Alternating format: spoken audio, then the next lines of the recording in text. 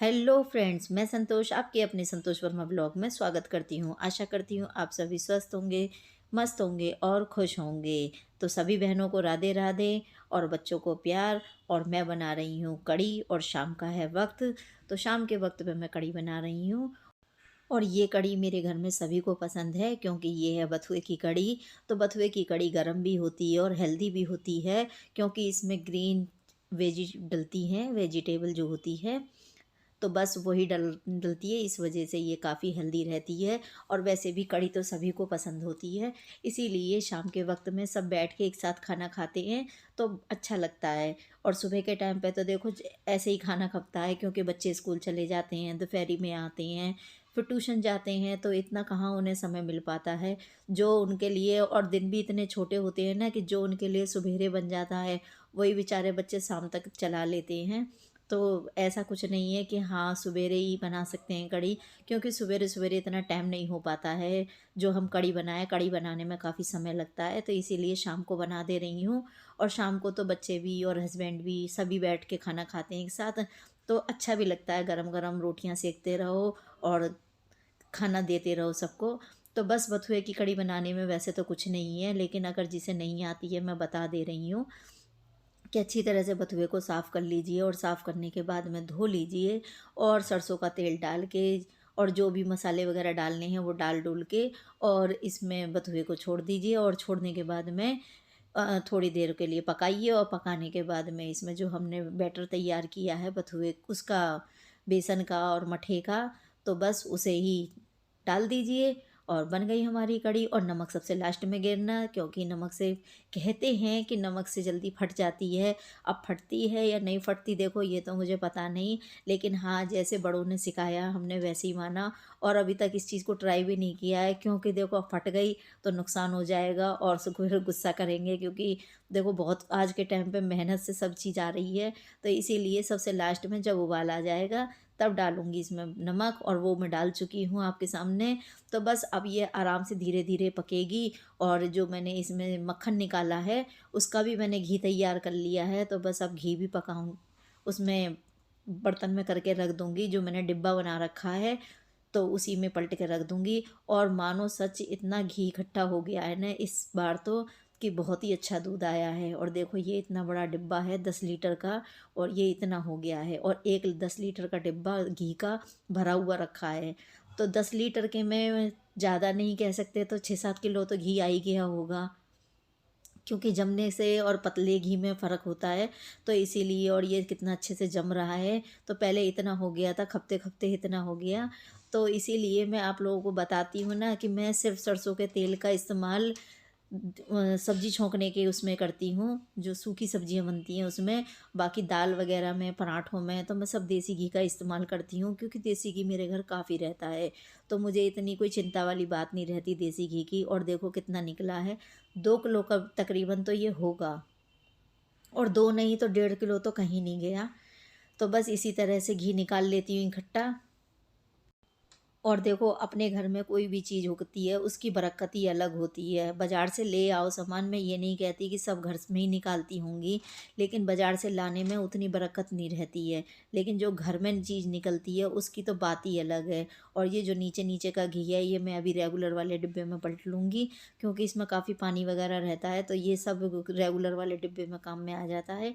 और जो ये सही डिब्बा है मेरा बड़ा वाला, इसको भर के अब मैं उठा के रख दूँगी। देखो कितना बड़ा डिब्बा है ना ये, और भर के रख दूँगी। और फिर उसके बाद में मैंने सबको खाना वगैरह खिलाया। खाना खिलाने के बाद में सब दूध पी के सो गए। और अब सुबह का टाइम हुआ है, तो अभी मेरी इतनी तबीयत तो ठीक नहीं है जैसे पहले थी एकदम।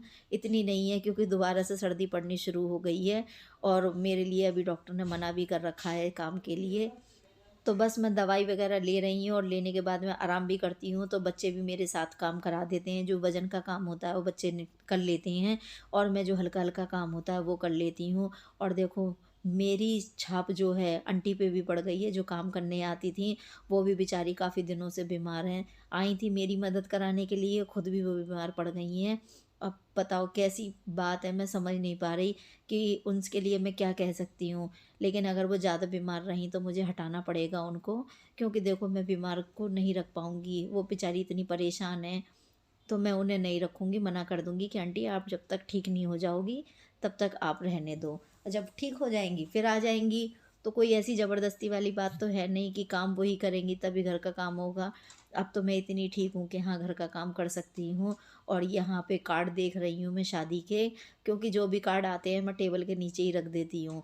अब बस जो-जो कार्ड रह गए हैं उन्हीं को निकाल के देख रही हूँ कि कहीं शादियों के कार्ड तो नहीं रह जाएँ। पता चला कि हमने कार्ड तो लेके बैठ गए और शादियों में गए नहीं। तो जो कार्ड निकला था 1-2 वो निकाल के ऊपर ही रख दिया है और बता दिया है सबको कि इस तारीख की शादी है और चले जाना। तो ये कोई हमारे घर फैमिली की शादी नहीं है, जो हमारे मिलने वाले होते हैं, उनकी शादियों में है। तो बस उसमें वर्मा जी का ही नाम होता है, तो उस एक मतलब एक पर्सन का नाम है तो एक ही जना तो जाएगा। अगर विद फैमिली लिखा हो तो देखो फैमिली का बनता है, लेकिन अभी वर्मा जी का ही नाम है तो बस उन्हीं से मैंने बोल दिया है कि तुम शादियों में चले जाना। और ये कार्ड उठा के ऊपर ही निकाल के रख दिए हैं ताकि वो जाएँगे तो ले जाएँगे कार्ड को। और यहाँ पे मैंने अभी 2-3 दिन पहले बेड भी सही किया था, तो ये बेडशीट धुली है अभी, तो उसे भी ऊपर ही रख दे रही हूँ। तो ऐसे ही मैं घर में चुटमुट-चुटमुट वाले काम में दिन भर लगी रहती हूँ, क्योंकि देखो सारा ही काम तो मैं इसमें नहीं दिखा पाती हूँ। हर समय कैमरे को लेके इधर-उधर चलना भी मुश्किल हो जाता है, तो इसीलिए लेकिन काम तो सारे दिन चलते रहते हैं हम लोगों के। हमारे काम की कोई गिनती नहीं है कि हाँ, हम दिन भर में कितना कर रहे हैं और कितना नहीं कर रहे हैं। तो बस सुबह-सुबह का टाइम है और अभी मुझे सारी घर की डस्टिंग वगैरह कर ले रही हूँ। और जो ये बाल वगैरह, क्योंकि कंबलों पे बाल बहुत जल्दी चिपक जाते हैं, तो वही मैं एक-एक करके निकालती रहती हूँ और उन्हें ही सबको हटा-हटा के फेंक रही हूँ। और अभी मैंने सवेरे की झाड़ू नहीं लगाई है।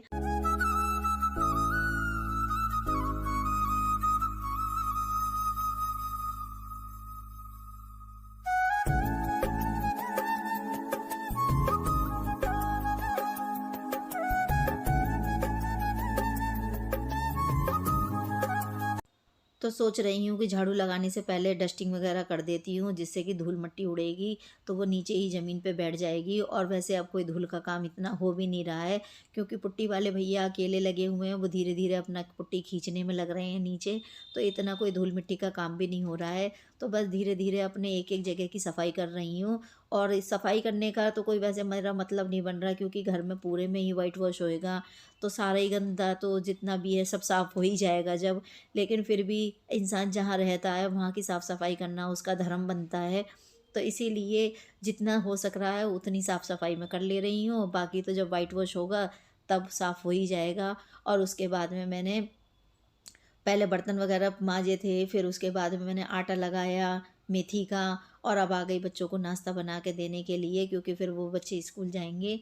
और ये जो जितने भी क्लिप थी मेरी, ये काफ़ी सवेरे-सवेरे की थी और बच्चों का स्कूल 10 बजे का हो गया है। तो इसीलिए अब ये 10 बजे के से पहले का ही है, साढ़े 9 बज रहे होंगे।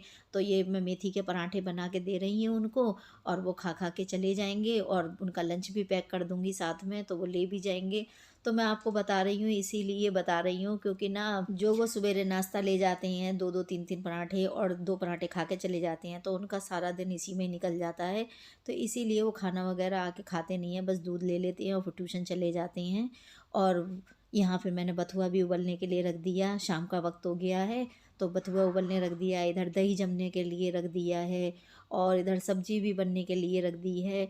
तो ऐसे ही सारा दिन निकल जाता है और दिन अभी छोटे हैं तो पता ही नहीं लगता कि दिन कहाँ निकल गया।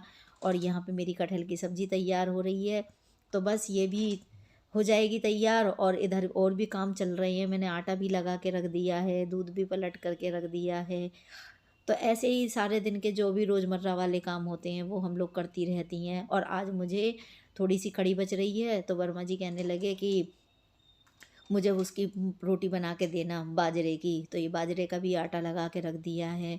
और ये पुराना दही है और एक ताज़ा दही और भी रखा है, और ये तो अभी मैंने फ़िलहाल जमाने के लिए दूध रखा है। तो क्योंकि 1-2 दिन का एक्स्ट्रा रख के चलना पड़ता है, रायता तो बथुए का सभी को अच्छा लगता है और थोड़े से दिन का और रह गया है बथुआ। तो बस जल्दी जितनी ज़्यादा हो सके उतना रायते का सेवन ले लेते हैं, क्योंकि फिर उसके बाद में 1 साल बाद ही मिलेगा बथुआ। तो इसीलिए और अब मैं रायता भी बनाऊँगी बथुए का और इधर धनिया भी साफ़ कर ले रही हूँ और सारे काम इसी तरह से चलते चले जाएँगे। तो फ्रेंड्स, आप लोगों को मेरा ब्लॉग कैसा लगता है ये बात आप मुझे कमेंट करके बता सकती हैं। अच्छा लगे तो लाइक करें, फैमिली एंड फ्रेंड्स में शेयर करें। फिर मिलूँगी अगले व्लॉग वीडियो में, तब तक के लिए बाय बाय।